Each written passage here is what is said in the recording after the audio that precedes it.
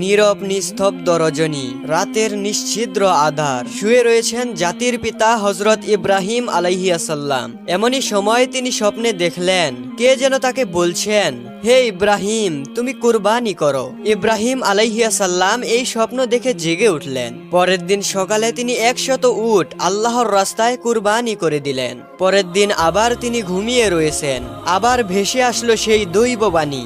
কে যেন তাকে লক্ষ্য করে বলছেন, হে ইব্রাহিম, তুমি আল্লাহর রাস্তায় কুরবানি করো। পরের দিন সকালে আবার হযরত ইব্রাহিম আলাইহিসসালাম 100 উট আল্লাহর রাস্তায় কুরবানি করে দিলেন। কিন্তু হায়, মনে হয় মহান প্রভুর দরবারে তার এই কুরবানি কবুল হয়নি। তাই পরদিন তিনি আবার যখন বিছানায় শায়িত রয়েছেন, তখন আবার ভেসে আসলো সেই দৈববাণী। কে যেন তাকে লক্ষ্য করে বলছেন, হে ইব্রাহিম, তুমি আল্লাহর রাস্তায় তোমার সবচাইতে প্রিয় বস্তুটিকে কুরবানি করো। পরের দিন সকালে হযরত ইব্রাহিম আলাইহিসসালাম ভাবতে লাগলেন, আমি পরপর 2 দিন 200 উট আল্লাহর রাস্তায় কুরবানি করলাম, কিন্তু আল্লাহ কি আমার এই কুরবানি কবুল করলেন না?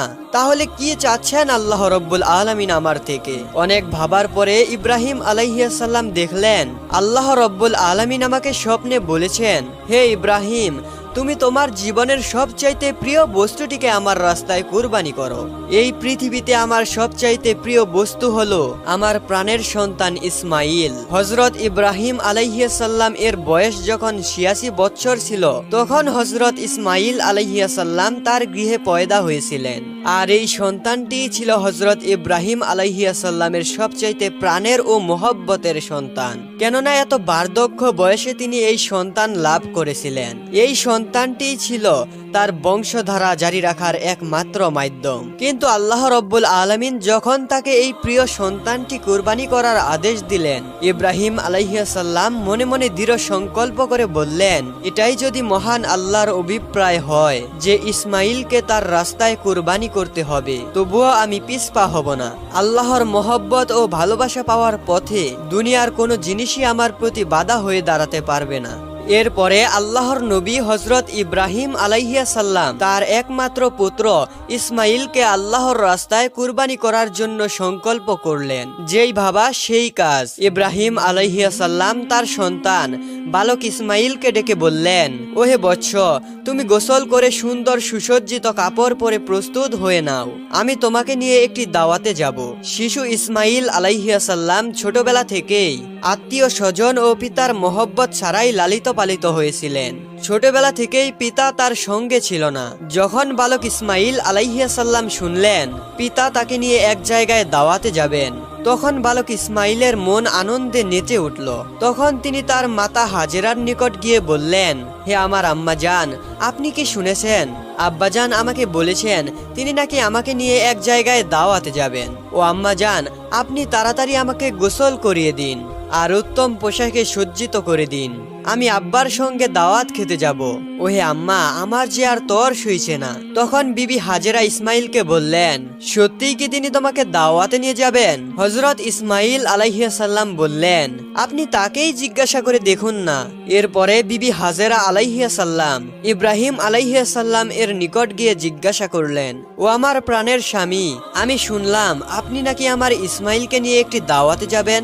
ইব্রাহিম আলাইহিসসালাম বললেন, হে হাজেরা, তুমি ঠিকই শুনেছ, ইসমাইলকে গোসল করিয়ে সুন্দর পোশাকে সুসজ্জিত করে দাও, আমি তাকে নিয়ে এক দাওয়াতে যাব। প্রিয় দর্শক, অনেকের মনে সন্দেহ হতে পারে হযরত ইব্রাহিম আলাইহিসসালাম আল্লাহর নবী হয়ে বিবি হাজেরা ও ইসমাইল আলাইহিসসালামের সঙ্গে এক মিথ্যা কথা বলেছেন, কিন্তু মূলত জাতির পিতা হযরত ইব্রাহিম আলাইহিসসালাম তাদের সঙ্গে কোনো মিথ্যা কথা বলেনি। গভীরভাবে যদি চিন্তা করা হয়, তাহলে ইব্রাহিম আলাইহিসসালাম এর কথাটি সঠিক ও বাস্তবসম্মত ছিল। কেননা তিনি তো হযরত ইসমাইল আলাইহিসসালামকে নিয়ে আল্লাহর এক দাওয়াতেই যাচ্ছিলেন। এরপর বিবি হাজেরা আলাইহিসসালাম বালক ইসমাইলকে এক উত্তম রূপে সুসজ্জিত করে সাজিয়ে দিয়ে সুন্দর পোশাকে সুসজ্জিত করে দিলেন। অতঃপর তাকে স্বামীর হাতে তুলে দেওয়ার পরে বললেন, হে আমার প্রাণের স্বামী, ইসমাইলকে আমি ছোট থেকে অনেক যত্ন সহকারে লালন পালন করেছি, কিন্তু এর মধ্যে আমি তাকে একটি বারের জন্যও আমার দৃষ্টির আড়ালে রাখিনি। ওরে আমার প্রাণের স্বামী, আপনি সব সময় তাকে দেখে রাখবেন। কখনোই আপনি তাকে আপনার চোখের আড়ালে রাখবেন না। যতক্ষণ পর্যন্ত না আপনি আর ইসমাইল আমার নিকট আসছেন ততক্ষণ পর্যন্ত আমি উদ্বিগ্ন থাকব এবং আপনাদের পথ পানে চেয়েই আমার সময় কাটবে। হযরত ইব্রাহিম আলাইহিস সালাম বিবি হাজেরার এমন কথা শুনে কোনো উত্তরই করলেন না। তার হৃদয়ের মধ্যে এক তুফান বয়ে যাচ্ছিল। তিনি মুখ ফুটে কোনো কথা বিবি হাজেরাকে বলতে পারছিলেন না। তার অশ্রু যেন দু চোখ বেয়ে বেরিয়ে আসতে চাইছিল, কিন্তু তিনি তার চোখের অশ্রুগুলিকে আল্লাহ রব্বুল আলামিনের মহব্বতের দরিয়ায় চাপা দিয়ে রেখেছিলেন। এরপরে হযরত ইব্রাহিম আলাইহিস সালাম বালক ইসমাইল আলাইহিস সালামকে নিয়ে চললেন মিনার পাহাড়ের দিকে। অভিশপ্ত ইবলিস যখন দেখল জাতির পিতা হযরত ইব্রাহিম আলাইহিস সালাম আল্লাহর নির্দেশ পালন করার উদ্দেশ্যে তার একমাত্র পুত্র সন্তানকে জবেহ করার জন্য দৃঢ় সংকল্প করেছে, তখন তার আর সহ্য হলো না। সে মনে মনে ভাবল, হায় রে, আমি ইবলিশ, মানব জাতির জন্য আমি বেহেশত থেকে বহিষ্কার হয়েছি এবং আমি চির মরদুদ ও জাহান্নামী হয়েছি। আর সেই মানব জাতির সন্তান ইব্রাহিম আল্লাহ তাআলার আদেশ পালন করে তার প্রিয়ভাজন হবে, এটা আমি কিভাবে সহ্য করব? কোনোভাবেই এটা হতে দেওয়া যাবে না। যেভাবেই হোক ইব্রাহিমকে এই কাজ থেকে ফিরিয়ে রাখতে হবে। ইবলিশ তখন তাকে এই কাজ থেকে বিরত রাখার জন্য সর্বপ্রথম বিবি হাজেরার নিকট একজন ভালো মানুষের বেশে আসলো। বিবি হাজেরা আলাইহিস সালামের কাছে এসে ইবলিশ বলল, ও হাজেরা, তুমি কি জানো তোমার স্বামী ইব্রাহিম তোমার সন্তানকে কোথায় নিয়ে যাচ্ছেন? বিবি হাজেরা আলাইহিস সালাম তখন বললেন, কেন, তিনি তাকে একটি দাওয়াতে নিয়ে যাচ্ছেন। ইবলিশ বলল, আমি এতদিন ঠিকই শুনেছি নারী জাতি অত্যন্ত সহজ সরল ও ভোলাবালা। তাদেরকে যে কোনো মিথ্যা কথা বলে ও প্রতারণামূলক কথা বলে সহজেই ধোঁকা দেওয়া যায়। হে হাজেরা, তোমার স্বামী তোমাকে ধোঁকা দিয়েছে। বিবি হাজেরা আলাইহিস সালাম শয়তানের মুখের এমন কথা শুনে বললেন, তুমি এ কেমন কথা বলছো? আমার স্বামী আল্লাহর একজন নবী, তিনি কিভাবে আমাকে ধোঁকা দিতে পারবেন? আমি তোমার কথা কিছুতেই বিশ্বাস করি না। আর সত্যি করে বলো তো, তুমি কে, কি উদ্দেশ্যে আমার স্বামীর বিরুদ্ধে তুমি প্ররোচিত করেছো? তুমি এখনই আমার নিকট থেকে বিতাড়িত হয়ে যাও। ইবলিশ বলল, ও হাজেরা, এখন তো তুমি অত্যন্ত তেজের সঙ্গে কথা বলছো, কিন্তু কালকে যখন দেখবে সত্যিই ইব্রাহিম তার ছেলে ইসমাইলকে জবেহ করে দিয়েছে, তখন দেখা যাবে তোমার এত তেজ কোথায় থাকে। বিবি হাজেরা এবার বিরক্ত হয়ে বললেন, আচ্ছা, তুমি কি বলতে চাচ্ছ, একটু পরিষ্কার করে বলো। শয়তান বলল, আমি তো সেই কথা বলার জন্যই তোমার নিকট এসেছি। বিবি হাজেরা বললেন, তুমি কি আমাকে বুঝিয়ে বলতে পারো, এই কথার কি কোনো যুক্তি হয়? একজন পিতা কেন তার একমাত্র নিরপরাধ সন্তানকে জবেহ করবে? শয়তান বলল, ও হাজেরা, ইব্রাহিম খামাখা ইসমাইলকে জবেহ করবে না। আল্লাহ রব্বুল আলামিন ইব্রাহিমকে নির্দেশ দিয়েছেন তিনি যেন তার একমাত্র পুত্র ইসমাইলকে আল্লাহর রাস্তায় কুরবানি করে দেন। সে কারণেই ইব্রাহিম তোমার ছেলে ইসমাইলকে জবেহ করার জন্য মিনার পাহাড়ে নিয়ে যাচ্ছে। এখনো সময় আছে, তুমি তাড়াতাড়ি করে তার হাত থেকে ইসমাইলকে রক্ষা করো, নইলে দেখবে ইব্রাহিম তোমার ছেলে ইসমাইলকে আল্লাহর আদেশ পালন করার জন্য সত্যি সত্যিই জবেহ করে দিয়েছে। বিবি হাজেরা এখন শয়তানের কথা শুনে বললেন, আল্লাহ রব্বুল আলামিন যদি এই পুরো পৃথিবীর মধ্যে আমার সন্তানকেই জবেহ করার জন্য কবুল করে থাকেন, তাহলে এর চাইতে বড় সৌভাগ্যের বিষয় তো আমার কাছে আর কিছুই না। শুধু একজন ইসমাইল নয়, আল্লাহ রব্বুল আলামিন যদি আমাকে হাজার হাজার সন্তান দিতেন, আর যদি সেই হাজার সন্তানকেও আল্লাহ রব্বুল আলামিন তার রাস্তায় কুরবানি করার জন্য আদেশ দিতেন, আমি খুশি মনেই তাদের সবাইকেই আল্লাহর রাস্তায় উৎসর্গ করে দিতাম। আমি বুঝতে পেরেছি তুমি মরদুদ, তুমি ইবলিশ, আর তুমি আমাকে ধোঁকা দিতে এইখানে এসেছো। আমি তোমার নিকট হতে আল্লাহর আশ্রয় প্রার্থনা করছি। আউযু বিল্লাহি মিনাশ শাইতানির রাজিম। লা হাওলা ওয়ালা কুওয়াতা ইল্লা বিল্লাহিল আলিয়্যুল আযীম। হে ইবলিশ, তুমি এখনই আমার চোখের সামনে থেকে দূর হয়ে যাও। বিবি হাজেরা আলাইহিস সালাম এর দৃঢ় বক্তব্য শুনে ইবলিশ আর তার কাছে টিকতে পারল না। অতঃপর সে সেইখান থেকে পাগলা কুকুরের ন্যায় পালিয়ে গেল। ইবলিশ যখন দেখল বিবি হাজেরাকে ধোঁকা দিয়ে কোনো রকমেই কাজ করা যাচ্ছে না, তখন সে বলল, যাই বালক ইসমাইলকে গিয়ে একবার বলি। বালক ইসমাইল আলাইহিস সালাম ইব্রাহিম আলাইহিসসালামের পিছনে পিছনে চলছিলেন এবং তিনি কিছুটা তার পিছনেই ছিলেন। ইবলিশ তখন ইসমাইল আলাইহিসসালামকে হাতের ইশারায় ডেকে হযরত ইব্রাহিম আলাইহিসসালাম থেকে আরো দূরত্বে নিয়ে গেল। এরপর সে ইসমাইলকে বলল, ও ইসমাইল, তুমি কি জানো তোমার পিতা তোমাকে কোথায় নিয়ে যাচ্ছেন? ইসমাইল আলাইহিসসালাম বললেন, কেন, দাওয়াত খেতে নিয়ে যাচ্ছে? ইবলিশ বলল, ওহে বালক, তুমি তো অত্যন্ত কচি ও ছোট, তোমার মনখানা সাদাসিধে ও ভোলাবালা, তাই তোমার পিতা তোমাকে দাওয়াত খাওয়ানোর কথা বলে ধোঁকা দিয়েছে।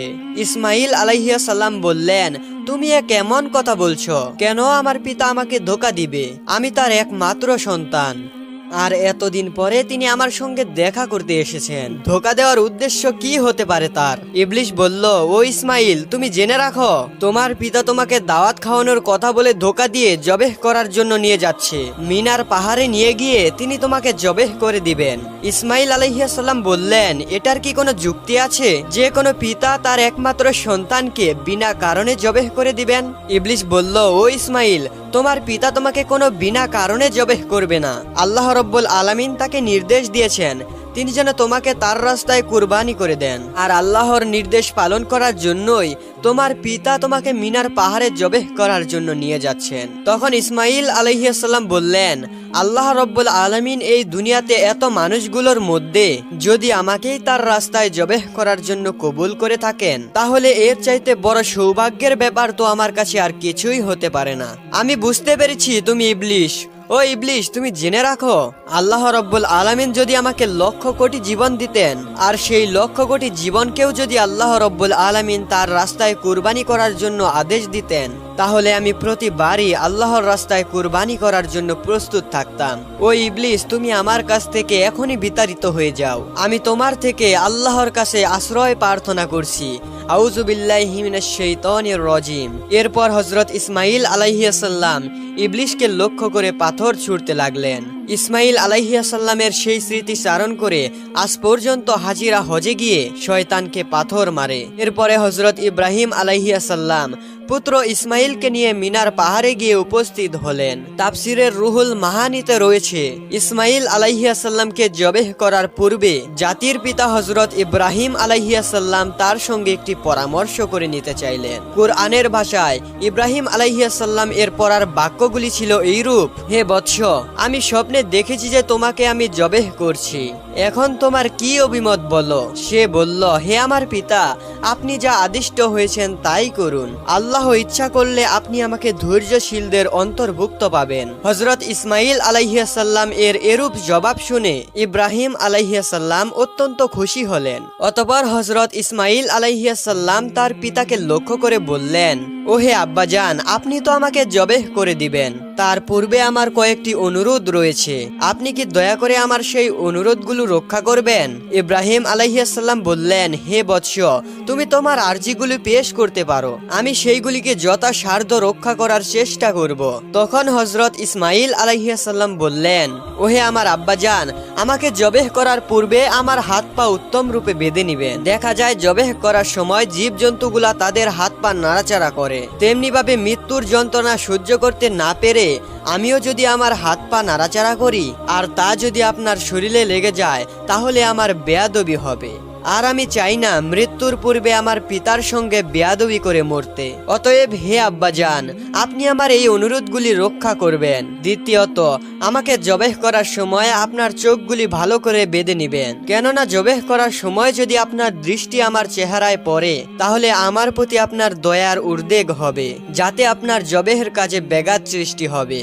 আর আমি চাই না আমার চেহারার কারণে আপনি আল্লাহর আদেশ মানতে ব্যর্থ হন। তৃতীয়ত, আমার যে কথা তা হলো, কুরবানি করার পর যদি আপনি গৃহে যান, তখন আমার রক্তে মাখা জামা কাপড়গুলি নিয়ে আমার জনম দুঃখিনী মায়ের নিকট পৌঁছে দেবেন এবং তাকে আমার সালাম জানাবেন ও বলবেন যে তার এই ত্যাগের বিনিময়ে আমরা একত্রে বেহেশতের মধ্যে অবস্থান করতে পারবো, এবং তাকে আরো বলবেন যে আল্লাহ পাক তার নির্দেশ পালন করার জন্য যে তৌফিক আমাদেরকে দিয়েছেন তার জন্য তিনি যেন শুকরিয়া আদায় করেন এবং তিনি যেন আমার প্রতি কোনো দুঃখ প্রকাশ না করেন। পুত্রের মুখে এই কথাগুলি শ্রবণ করে হযরত ইব্রাহিম আলাইহিসসালাম অত্যন্ত খুশি হলেন। তিনি তার আস্তিনের নিচে পূর্বেই এক গাছি দড়ি ও একখানা ছুরি লুকিয়ে রেখেছিলেন। অতঃপর সে ওই দড়ি দিয়ে হযরত ইসমাইল আলাইহিসসালাম এর হাত ও পা ভালো করে বেঁধে নিলেন। এরপরে তার চোখের মধ্যে একখানা কাপড় বেঁধে নিলেন। অতঃপর হযরত ইসমাইল আলাইহিসসালামকে জবেহ করার জন্য মাটিতে শুইয়ে দিলেন। জাতির পিতা হযরত ইব্রাহিম আলাইহিসসালাম তার হাতে ছুরি নিয়ে প্রস্তুত আছেন। তিনি জবেহ করবেন তার একমাত্র সন্তান ইসমাইলকে। তিনি এর মাধ্যমে চাচ্ছেন আল্লাহ রব্বুল আলামিনের আদেশ পালন করতে। তিনি সংকল্প করলেন আল্লাহর আদেশ পালন করতে তাকে এই পৃথিবীর কেউ বাধা দিতে পারবে না। পিতা তার পুত্রের গলায় ছুরি চালিয়ে দেবেন আল্লাহ তাআলার প্রেমে মাতোয়ারা হয়ে। এই দৃশ্য দেখে আকাশের ও জমিনের ফেরেশতারা প্রকম্পিত হয়ে যাচ্ছে। তারা আল্লাহর তাসবিহ ও পবিত্রতা ঘোষণা করতে যাচ্ছে। এরপর হযরত ইব্রাহিম পুত্র ইসমাইলের গলায় ছুরি চালাতে যাবেন। এমন সময় আল্লাহ রব্বুল আলামিন ছুরিকে নির্দেশ দিলেন, হে ছুরি, খবরদার, তুই ইসমাইলের গলার একটি পশমও কাটবি না। তুই যদি ইসমাইলের একটি পশমও কাটস তাহলে তোর জন্য আমি জাহান্নামকে অবধারিত করে দিব। অতঃপর হযরত ইব্রাহিম আলাইহিসসালাম বিসমিল্লাহ বলে পুত্র ইসমাইলের গলায় ছুরি চালিয়ে দিলেন। কিন্তু ছুরি তো পূর্বেই আল্লাহর নির্দেশ পেয়েছে। সে আল্লাহর নির্দেশে ভয় পেয়ে ইসমাইলের গলার একটি পশমও কাটল না। ইব্রাহিম আলাইহিসসালাম বারবার ইসমাইলের গলায় ছুরি চালাচ্ছেন, কিন্তু কোনো রূপেই তিনি ইসমাইলের গলার একটি পশমও কাটতে সক্ষম হলেন না।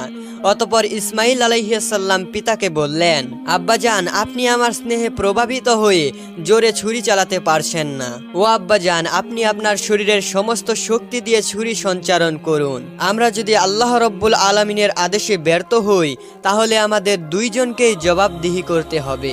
ইসমাইল আলাইহিসসালাম এর কথা শুনে পুনরায় হযরত ইব্রাহিম আলাইহিসসালাম তার গায়ের সমস্ত শক্তি দিয়ে তার গলায় ছুরি চালাতে লাগলেন। কিন্তু তারপরেও ছুরি হযরত ইসমাইল আলাইহিসসালামের গলার একটি পশমও কাটতে পারল না। অনেকক্ষণ সময় এইভাবে ছুরি চালাতে না পেরে হযরত ইব্রাহিম আলাইহিসসালাম একেবারে বিরক্ত হয়ে গেলেন। অতঃপর তিনি সজোরে ছুরিটি একদিকে নিক্ষেপ করলেন, আর সেই ছুরি গিয়ে লাগলো একটি পাথরের গায়ে। সঙ্গে সঙ্গে সেই পাথরটি দ্বিখণ্ডিত হয়ে গেল। ইব্রাহিম আলাইহিসসালাম চক্ষু খুলে দেখলেন ছুরির আঘাতে পাথর দ্বিখণ্ডিত হয়ে গেছে। অতঃপর তিনি আবার ছুরিটিকে হাতে নিলেন। এরপর তিনি পুনরায় আল্লাহর নামে ইসমাইলের গলায় ছুরি চালাতে যাবেন। এমন সময় আল্লাহ রব্বুল আলামিন হযরত জিব্রাইল আলাইহিসসালামকে হুকুম দিলেন, ওহে জিব্রাইল, তুমি বেহেশত থেকে একটি দুম্বা নিয়ে যাও আর ইসমাইলকে সরিয়ে তার জায়গায় বেহেশতের দুম্বাটি রেখে দাও। হযরত জিব্রাইল আলাইহিসসালাম চোখের পলকে বেহেশত থেকে একটি দুম্বা নিয়ে আসলেন। প্রিয় দর্শক, এইখানে একটি কথা বলে রাখা ভালো, এই দুম্বাটি ছিল হযরত আদম আলাইহিসসালাম এর নেক সন্তান হাবিলের কুরবানিকৃত দুম্বা, যেটি আল্লাহ রব্বুল আলামিন এতদিন বেহেশতে সংরক্ষণ করে রেখেছিলেন। অতঃপর হযরত জিব্রাইল আলাইহিসসালাম ইসমাইলকে সরিয়ে ইসমাইলের জায়গায় বেহেশতের দুম্বাটি রেখে দিলেন। আর ওদিকে হযরত ইব্রাহিম আলাইহিসসালাম ছুরি চালিয়ে দিলেন। সঙ্গে সঙ্গে বেহেশতের দুম্বাটি কুরবানি হয়ে গেল। কিন্তু হযরত ইব্রাহিম আলাইহিসসালাম মনে করলেন তার পুত্র ইসমাইলকে তিনি জবেহ করে দিয়েছেন। কুরবানি সম্পূর্ণ হওয়ার সঙ্গে সঙ্গে হযরত ইব্রাহিম আলাইহিসসালাম বললেন, আলহামদুলিল্লাহ। অতঃপর তিনি তার চক্ষু খুলে দেখলেন ইসমাইল তো তার পাশেই দাঁড়িয়ে আছে। কুরবানি হয়ে গেছে এক বেহেশতি দুম্বা। এই দৃশ্য দেখে হযরত ইব্রাহিম আলাইহিসসালাম আল্লাহর ফেরেশতা হযরত জিব্রাইল আলাইহিসসালামকে জিজ্ঞেস করলেন। ইব্রাহিম আলাইহিসসালাম তখন বললেন, হে ভাই জিব্রাইল, আল্লাহ রব্বুল আলামিন কি তবে আমার কুরবানি কবুল করেননি? কেন আমি আমার পুত্র ইসমাইলকে কুরবানি করতে সক্ষম হলাম না? হযরত জিব্রাইল আলাইহিসসালাম বললেন, হে ইব্রাহিম, আল্লাহ তাআলা আপনার প্রতি সন্তুষ্ট হয়েছেন। আপনি তার নির্দেশ পালন করতে গিয়ে স্বীয় পুত্রকে কুরবানি করতে সক্ষম হয়েছিলেন। আর আপনার পুত্র যেভাবে আল্লাহর নির্দেশ মান্য করে স্বীয় প্রাণ তার রাহে উৎসর্গ করতে প্রস্তুত ছিলেন, তাতেই আল্লাহ রব্বুল আলামিন আপনাদের পিতা ও পুত্রের উপর সন্তুষ্ট। তিনি আপনাদের উভয়কে পরীক্ষা করেছিলেন এবং আপনারা সেই পরীক্ষায় উত্তীর্ণ হয়েছেন। তাই আল্লাহ রব্বুল আলামিন আপনার প্রতি সন্তুষ্ট হয়ে বেহেশত থেকে এক জান্নাতি দুম্বা প্রদান করেছেন, আর সেই দুম্বাটিকেই আপনি কুরবানি করেছেন। হযরত জিব্রাইল আলাইহিসসালাম এর মুখ থেকে এই কথা শ্রবণ করার পরে পুনরায় আল্লাহ রব্বুল আলামিনের শুকরিয়া আদায় করলেন। আল্লাহ রব্বুল আলামিন হযরত ইসমাইল আলাইহিসসালামকে কুরবানি দেওয়ার সর্বশেষ পরিস্থিতির ওপর আলোকপাত করে আল কোরআনে উল্লেখ করেছেন, তারা দুইজনেই যখন আল্লাহর প্রতি আনুগত্য প্রকাশ করলো এবং ইব্রাহিম তার পুত্রকে জবেহ করার জন্য কাত করে শায়িত করল। আর তখনই আমি তাকে আহ্বান করে বললাম, হে ইব্রাহিম, তুমি তোমার স্বপ্নের আদেশ সত্যিই পালন করলে। আর এইভাবেই আমি সৎকর্ম পরায়ণদের পুরস্কৃত করে থাকি। নিশ্চয়ই এটা ছিল এক স্পষ্ট পরীক্ষা। আর আমি তার পরিবর্তে এক হৃষ্টপুষ্ট জন্তু জবেহ করেছিলাম এবং আমি তা পরবর্তীদের জন্য নিদর্শন করে রেখেছি। ইব্রাহিমের প্রতি শান্তি বর্ষিত হোক। এভাবেই আমি সৎকর্ম পরায়ণদের পুরস্কৃত করে থাকি। সূরাতুস সাফফাত আয়াত নাম্বার 103 থেকে 110। প্রিয় দর্শক, এটাই ছিল হযরত ইব্রাহিম আলাইহিস সালাম কর্তৃক তার পুত্র হযরত ইসমাইল আলাইহিস সালামকে জবেহ করার কাহিনী। আল্লাহ রাব্বুল আলামিন জাতির পিতা হযরত ইব্রাহিম আলাইহিস সালামের এই ত্যাগ তিতিক্ষা ও আল্লাহর প্রেম থেকে আমাদেরকেও শিক্ষা দান করার তৌফিক দান করুক। আমিন।